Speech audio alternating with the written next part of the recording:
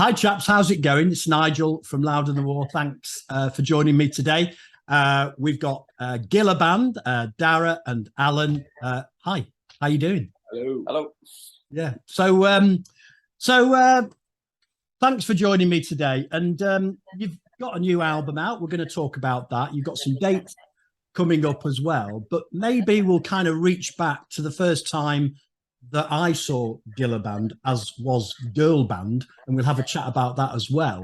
I first saw you at Psychfest in Manchester a year ago, and I was like, well, I'd actually played Paul on my radio show from one of your earlier albums. And when I first heard it, it just kind of blew, if you can say that, it doesn't sound cynical, not cynical, but cheesy. It just blew my mind because I hadn't really heard that intensity behind that type of music before. I'm a big fan of the Aphex Twin and Psychic TV, Throbbing Gristle, all that sort of stuff. So you're sort of, you're attuned to being blared at. If you listen to Cock Ver Off Drugs by the Aphex Twin, it's a complete headfuck. But I hadn't sort of prepared myself for the intensity of the music live. And I just wanted to sort of ask you, like, where does that thinking come from? The combination of the amazing lyrics, which to me are like a combination of Syd Barrett, Leonard Cohen, the fact that words are placed together because they sound great together, and that noise. And I know it's a big, long opening speech, but I kind of want to get to the bottom of how it's all formed in this cauldron of what is Gilla Band. Yeah, so well, thank you very much. Yeah. Sorry, I rambled. I mean, in terms of how we write, usually what we've done for the first two records anyway was we would just all kind of play together in the room, and no one would necessarily come in with like, oh, I have these chords, or I have. It's just more like you might have like a rough idea for like a beat or like a type of sound or something like that, and then we just try to form the song around it. For this record, we changed it up a little bit, like we were a bit more just layering stuff as we went. But yeah, usually it just kind of comes from that. I think in terms of, influences or whatever, just over the years, we've just more and more, from an instrumental point, got more and more interested in sonic, just sonic soundscapes or whatever. Yeah. Making the guitar not sound like a guitar, all that kind of stuff. Yeah, the effects pedals, etc., which I think there are quite a lot on. Yeah. We actually just got a new pedal board, and it's taller than my guitar. Is that right? Yeah. So just taking it back to the very beginning, you were in a band together at school, weren't you? When you were like 16, 17? Is that where it all formed? Because I read somewhere that you formed a band that sounded like the Strokes and it was more traditional. Yeah, like we all tried to sound like the Strokes then. It's like Strokes and Arctic Monkeys is the only band we seem to know about. Yeah. 15 years ago. But we failed at that miserably. And from then we had a different like singers and stuff like that. But it was always myself, Daniel, the bass player. Yeah. And then we got Adam in, and then it's started to make a lot of weirder. You were drumming at this stage, weren't you, Dara? I was a drummer at the start. Yeah, not very good. Are there any stories from school, like nicking drum kits or anything like that? I was talking to the guys that were the early Stone Roses, and they basically stole their kit piece by piece and then ran away with it home. No, the only exciting thing happened was when I would drop a stick and to say apologize to the crowd for it. There was no thievery. But then there's a huge jump. I mean, there's a massive jump between playing sort of, 3-chord stroke songs, or maybe 2-chord stroke songs, I don't know, to what you've actually started putting together in like 2011 or whatever. It really is a massive leap. So there's something's happened to say, in your minds, to say, no, we want to go in this direction. We don't want to write traditional Beatlesque songs anymore, or Velvet Underground. We've gone down this route of what is essentially, Throbbing Gristle, Lie Back, I don't know, Einstürzende Neubauten, that type of industrial noise combined with your beautiful voice, Dara. It's amazing. The words just fall out of your mouth. It was, yeah. there is something that's made you think that way and send you down that path? I think like, so we were young with like the first band, like 16, 17 kind of thing. And then when we were like 20, and we were kind of continuing on with this, yeah, we just got, I don't know, we all start getting a lot more interested in like no wave. That was definitely like a big thing. That was really kind of eye opening. Looking at bands like James Chance or DNA or Theoretical Girls. And what was cool about a lot of that was that like, a lot of those groups didn't really sound very similar at all, but there was a similar ethos in terms of, the intensity behind what they were doing. Like it was really like, oh, we want to make really abrasive music because it should be really abrasive, and I think that as like a mindset has always been, that's always been kind of important. I think it's just like, like on the new record, there's like a moment in it where we have just like a really, really, really high pitch frequency, like isolated by itself. And it's like, it's kind of sore. And I remember when we first done it, like we had it really loud in the room, and like Dara was just like, this is fucking horrible. Like, but I was like, I think that's what, like, I think we're really used to hearing like feedback on guitars and stuff like that. It sounds actually just kind of normal now. So, what was great about, again, like those no wave bands and stuff like that was that like this was like, it was all kind of horrible. So I think that was always that always influenced the noise element of the stuff. I don't know about the lyrics or whatever, but yeah.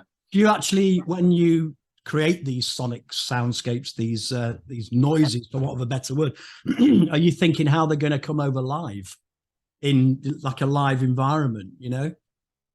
I think for the first two records, for sure.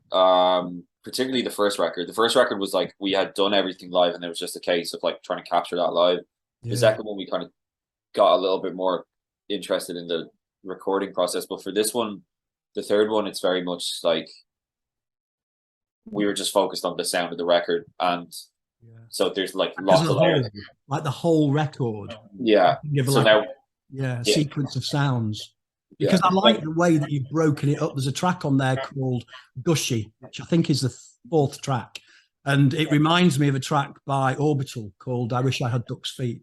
It's literally like a pan of chips frying, or rain, or static, or something like that. And then it starts with these electronic beats. And then behind it is this guy describing a freak show.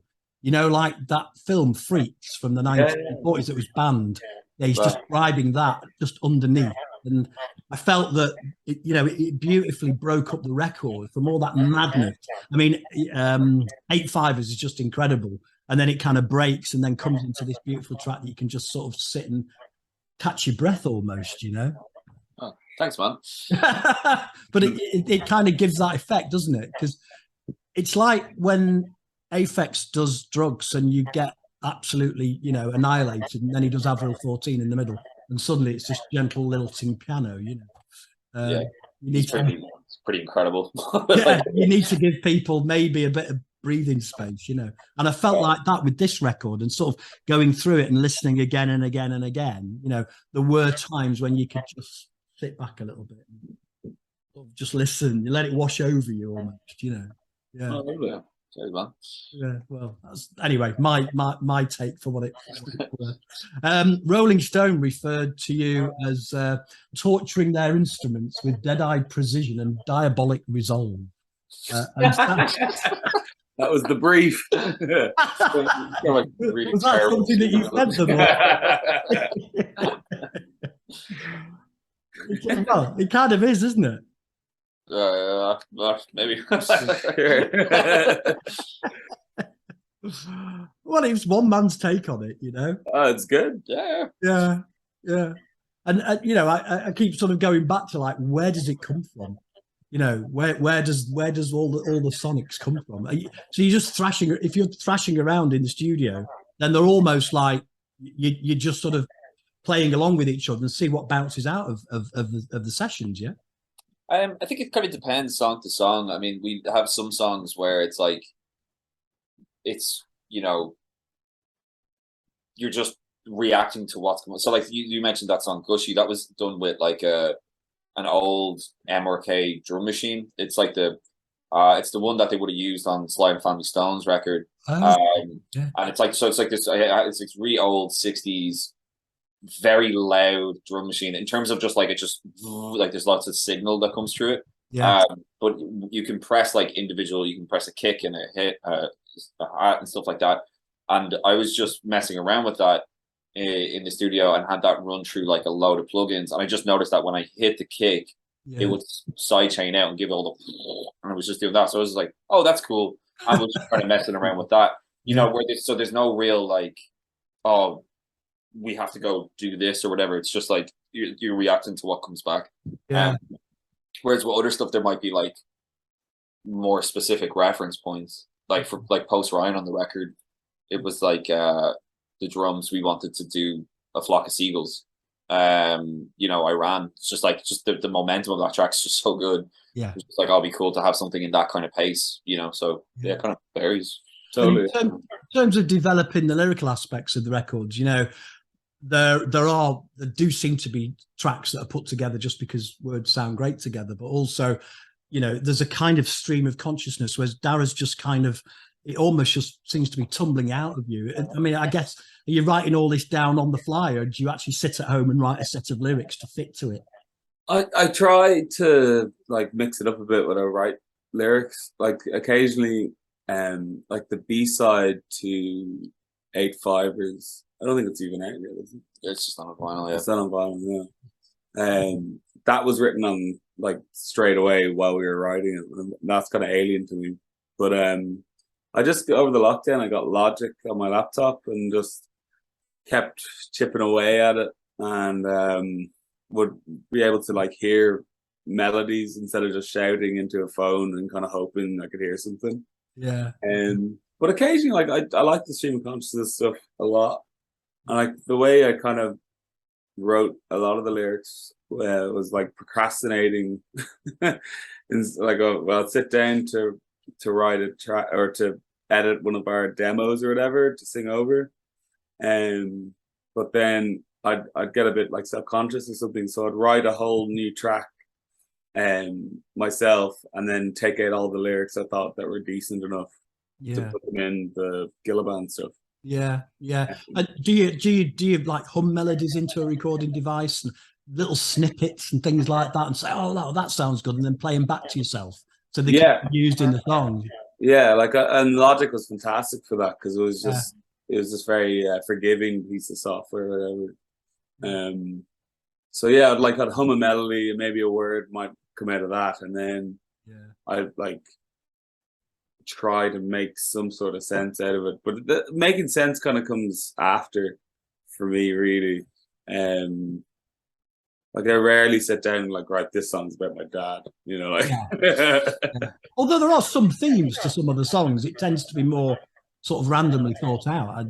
Yeah, like the initial idea for the record is it was supposed to be like a dreamlike circumstance. Yeah. And like very much like, do you watch The Sopranos? Like the dreams and Sopranos. Yeah. A big kind of effect on the vibe of it, but they didn't really do that. So like the Backwash, for example, the single that just came out, that was all about like a dreamy kind of thing, but also like a pathetic attempt of writing a love song. I couldn't sort of think of anything more unlike a love song. Yeah. Some of the things that you've written, but I'm sure the intent is in there somewhere. I meant it, at least. when I saw you the first time, I saw you at Psychfest in Manchester last year, and you came on stage and you played 8-5ers, and you opened the show with your back to the audience. And because I wrote a review of it, and I thought, that's a bold thing to do. Walk on stage and stand with your back to the audience, and then hope that they're still there when you turn around. It's just a count-in. I just need to hear that drum beat. It was something that I've not seen before, but a really sort of bold move that you're standing there, you know, all shit clothes, and then you turn around and they're all I mean, the previous thing I was sort of looking it through a an Idols lend, you know, because the sort of Ultra Mono was their really heavy album, you know, and so the only reference point to jump from A Band to you at that point was something that I'd just seen, which was Idols. But Idols are here, and they sound like ABBA compared to you. You know, it's a completely separate thing, isn't it? Much more intense. Yeah, I think it's. I guess it's just kind of different music. Really Yeah. like those guys though. We were playing some Lovely. shows with them in Amsterdam recently, and Yeah. yeah, they've got a lot. They've got a lot of amps. So like, Oh, have they? Yeah, They spent a bit of money now, have they? yeah, they're good. Just going back to the development of the band, then. I said it was a real turning point when you changed your name from Girl Band to Gilla Band, and I was a little bit confused by it. I understood it, you know, and I was still playing your stuff on the radio, but explaining that you changed your name. Obviously, there's a meaning to that. There's a reason for that. Can you just explain to the viewers what the thought process was behind changing from Girl Band to Gilla Band? Well, it's just not on for four lads to be called girl band, I don't think. And you know, we just kind of came to that conclusion at different points, and we felt like it was the right thing to change it, so we changed it. You know, yeah. We just didn't like it. Yeah. Well, you'd had it for 10 years. Yeah. Yeah. Didn't like it. Didn't like it. No girls. Yeah. So I mean, it must have been a thought process that went behind the naming of the band originally. Like, we're going to call ourselves Girl Band. No, it was just like that there wasn't, like, do you know what I mean? Like, it was really poorly thought out, so it was just like, yeah, it just felt right to change it. So we decided. Have you had any backlash from that, or maybe the inability of people to find you on social media and stuff like that? Is anything sort of any ripples that came from doing it? Like the label reckoned that like less people know who Gilla Band is, which like that's to be expected. Do you know what I mean? But like whatever. Like it's just like I don't know. Like there was like an Irish band that done this recently, band called Lancome. They had changed their name, but like I felt they changed it for good reasons, and I've only heard people refer to them as Lancome now. Yeah. The main thing was just like they just put out a really great record. You know what I mean? And I think that's just always the focus. Like we kind of this is our third record. I don't see us not putting out a lot more records. Do you know what I mean? We don't do this we don't make any money off this or anything like that. You know, none of us make a living off this. It's just purely for the art's sake. So we'll just keep doing that, you know. You mean releasing records you don't make any money? There's no money in streaming at all? Because some of the songs have got like 2 or 3 million plays, but I guess it's not an awful lot of money these days, is it? No, it's like, I mean, it's very, very hard to make money off streaming music. You know, you kind of need to be in the kind of hundreds of millions. Yeah. Particularly when you're on a record deal as well. Like, I mean, if you own your own copyright, you're releasing it yourself, you're probably making a bit more. But it's like on rough trade. You're still on rough trade, aren't you? Yeah. Which is great. Like, do you know what I mean? But it's just the economics of streaming. It's just like it's you know, 1 million streams is not that impressive when there's billions of streams happening a day. Do you know what I mean? So yeah, no, absolutely right. So it's just kind of harder to make money. But like again, it's like it's just not really where our heads are at with it. You know what I mean? Like it's just purely for like putting out tunes that we like. And so you don't do it as like a commercial venture then, and that's really, really interesting. Is that, you know, I mean, some of the bands that around Manchester, like Ist, they bring out various 12 inches and they record a lot of their shows and sell those onto the 12-inch vinyl. They've got the t-shirt thing going on. They've got a CD and a single and all sorts of different packages. Is that not an opportunity to sort of shift some collectibles and make a bit of money to help pay for the recordings and stuff like that? See, that's kind of where we're at. Like we do that. Yeah. Like I mean, we have like limited edition vinyl and we have like t-shirts and stuff like that. And yeah, we just put that out because it's like it's cool. It's really lovely to have that stuff and to have kind of memorabilia of it. But lots of it, it's just to reinvest back in the band. Like we kind of made a decision a few years ago that we wanted to try be self-sufficient as much as possible. So like we just started reinvesting money that we make into buying new instruments or buying microphones or recording equipment or whatever. And that was like a big part of what made this record work. I think was that we had access to all this new gear and equipment. Yeah, it's nice. It's it's just kind of good. Like there was like a Steve Albini interview where he kind of talked about this, where he was like, if you rely on your art as a form of like for your living, you know, it's plausible that you'll probably make either worse art or you'll won't be able to do it for that long. Whereas make the wrong decision. Yeah, so if you can somehow figure out where you can keep making your art, but you're not financially reliant on it, you'll very possibly just make it for a lot longer. And I always thought that was kind of a great way of thinking about it, because you know, it's like there's no financial stress with the band for us. Like it's not like, oh, COVID happened, fuck, how are we gonna pay rent? Yeah, it was like, all right, shit, we can't do any gigs this year. It's like, well, we hadn't any gigs last year either, like, you know, so it's kind of. I was talking to the guy from the lead singer, Aaron Starkey from Slow Readers Club, and he's a graphic designer, and he does that during the day. And at one point, I think it was around December 19, they gave up the day jobs, and they said, right, okay, this is our band now. We're going to make the money out of the band. And then, of course, January, COVID hit, and shit hit, and they all had to go back to their day jobs. But I think it does give you that element that you can be completely uncompromising. It's like Istist I was talking to about before. They have that sort of financial security within their families or their lives or whatever, and they can do whatever they want. And I think if one thing defines what Gilla Band has done over the past 10 years, it's the fact that you've been completely uncompromising in the music, that none of the edges have been knocked off. Yeah. Because you've signed to a label. Is that right? Yeah, I mean, we're really, really fucking lucky that we have absolutely a label that, you know, finance what we do and don't really mind if we're not doing like loads of shows. Yeah, and that we all have our jobs outside. I mean, for like the first 10 years of the band, I was working in a takeaway where my brother was the manager. So it was like, all right, grand. He was like, yeah, you can go on tour for 2 weeks and then come back and you still have a job. Like, do you know what I mean? And we were able to work it like that. But like, it's really tricky though. It's really difficult. I mean, like if you look at loads of bands that are coming up, it's like, particularly bands as well, because you've got so much more overheads when you're a band with like ferries and fucking backline and all this kind of stuff. It's really, really, really expensive to make it work, you know. Yeah. I mean, that's an amazing thing that Rough Trade did for you. I saw when Blossoms got signed about 5 years ago. They started out as this sort of psych band, and by the time the record company had finished with them, they sounded like ABBA. Now, that's not dissing Blossoms, because they make great records that I no longer listen to because it's not what I want to listen to anymore. But they were kind of like kowtowing to the masses. And they were going, right. And clearly the record company had said, look, this is a 360 deal. Knock off all the corners, get rid of the weird stuff, and just go for broke and become a pop band. It's something that some bands do, but clearly, you know, you don't need to do that. And that's a big pressure on a band, isn't it? Yeah, but I can't speak so much to that band, but like, I mean, our experience with Rough Trade is just, it's great, right? Yeah. People. Yeah. Did you go back to, what was it, Ballintubbet House to record this album? Is that how you pronounce it? Ballintubbet. Yeah.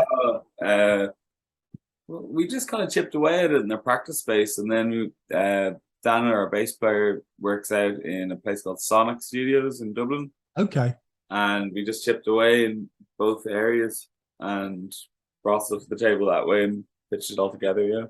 Yeah. It was funny because for the second record, like we had that whole house that was given to us, stately home. Like, it's like it was real posh, and like we felt kind of amazing there. And then this was just like in our rehearsal space that got like infested with mold, like sort of like smelled really bad.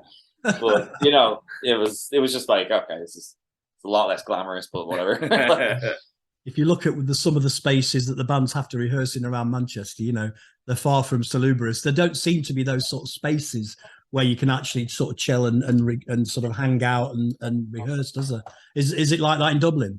We're very lucky that we have a lovely like practice space area. Like they've done it up, and there's like cakes every Monday. Like, really? They give cakes every Monday. It's Monday, isn't it? Monday's cake day. Monday. I think Monday's cake day. Yeah. And like, there's like, I don't know. It's just a nice place to be in. So we're quite lucky with that. And it's 24 hours, and we have it all, and we don't share the room, so it's fantastic.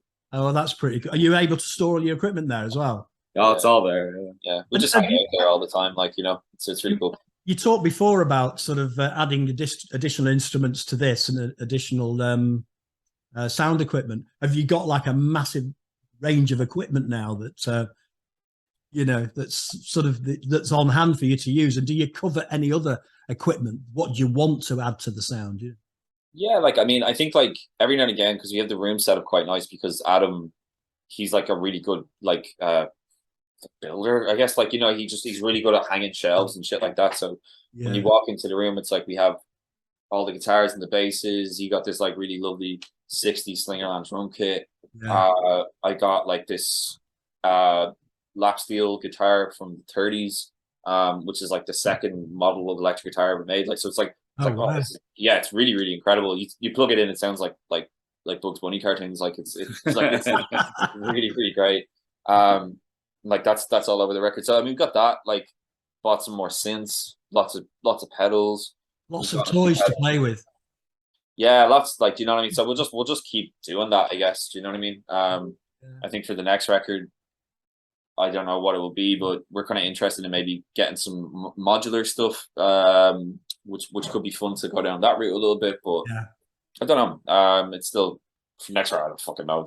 Most bands are writing all the time. Are you sort of halfway through your next record in your mind? Have you actually, you write a lot of stuff, don't you? So you must hold quite a bit back.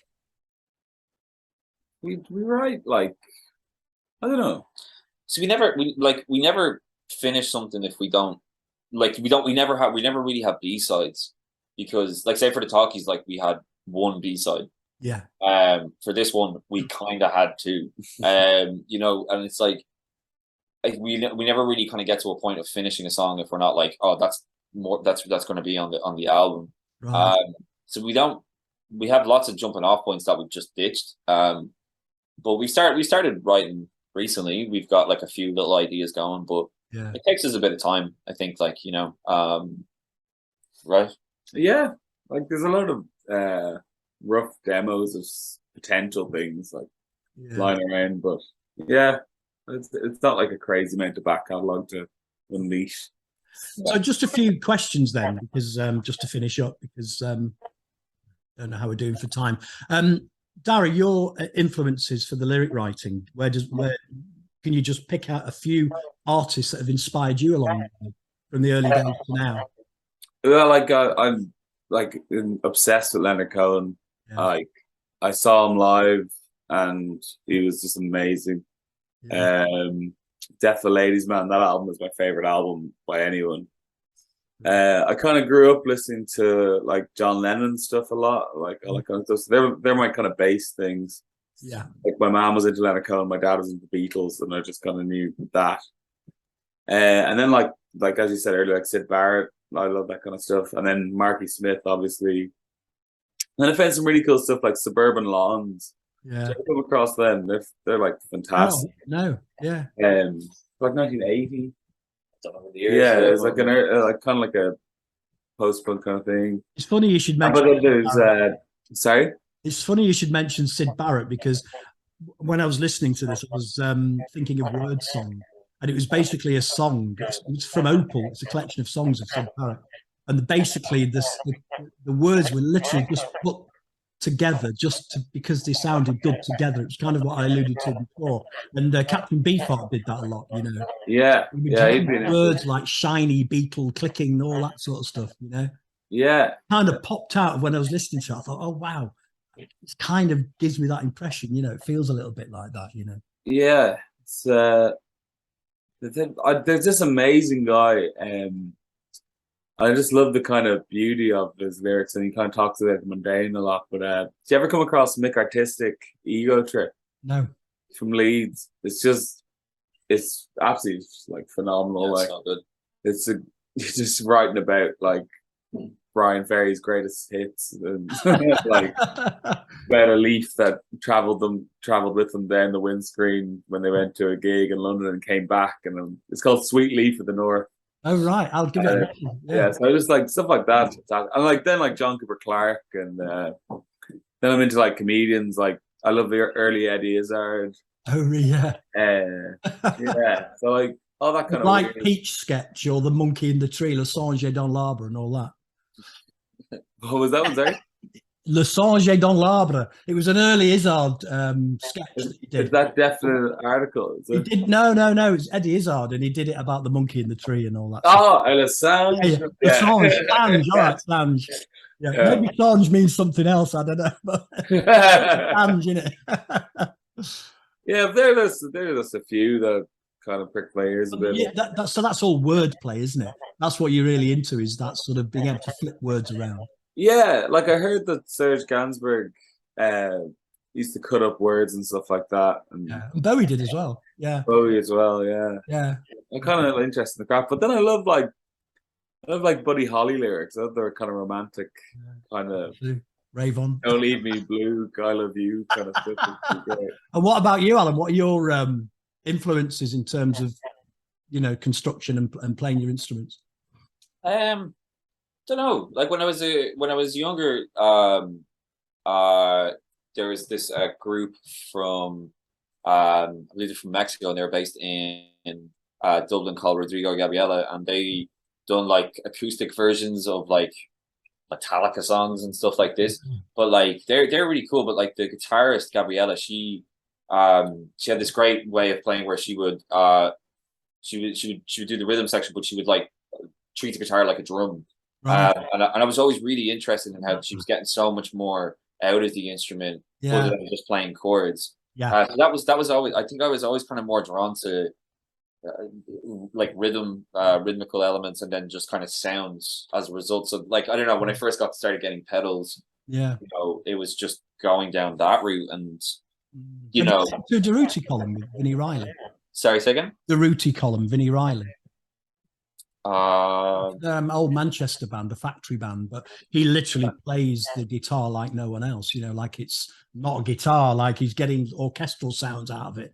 Yeah, that's cool. I must check that out. Yeah, Vinnie Riley. Yeah. But yeah, no, I've always just kind of been more down that route of stuff.